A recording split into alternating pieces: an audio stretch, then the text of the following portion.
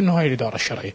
اليوم انتم شنو رايكم بهاي التعاقدات اللي تقوم بها الاداره المنحله؟ انتم كاداره شرعيه ومؤقته. احنا سبق وتكلمنا بهذا الموضوع، يعني انه هم بالنسبه للاداره المنحله هي غير، يعني تعاقداتها غير صحيحه، وهذا مخالف للقانون، وبنفس الوقت احنا غير ملزمين بهذه التعاقدات. ممكن انه اذا ان شاء الله بالايام القادمه اذا استلمنا النادي فسيكون هناك كثير من الكلام، وتعرف انت يعني هناك امور غير قانونيه، فما يحق لهم ولا يسمح لهم القانون انه يوقعون عقود ويا اي لاعب. واعتقادي انه ممكن الكادر التدريبي او الاخوان الموجودين يعني معاه بالكادر ممكن انه ارتأوا انه فتره قصيره، فيقول لك اني اوقع هسه وتجي الهيئه المؤقته او الهيئه المنحله ترجع فنمشي الامور. فهذا الموضوع بالنسبه لنا يعني ما عندنا اي درايه به ولا احنا يعني قابلين عليه. يعني تحس اي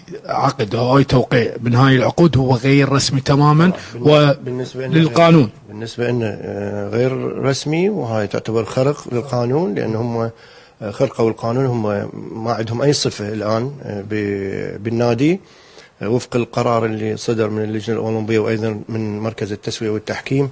خياركم راح يكون مع المدرب الاجنبي لو الابقاء على المدرب المحلي المتمثل بالكابتن عصام حمد؟ والله لحد الان احنا ما يعني صراحه ما اخفي لك سر، هناك خيارات بين المحلي وبين الاجنبي. نشوف الوضع اللي راح يقول عليه خلال الايام القادمه، لان احنا هسه همنا الاول والاخير كيفيه التعامل واستلام الامور الاداريه والفنيه، وما بعدها على السريع نبدي نشتغل على الامور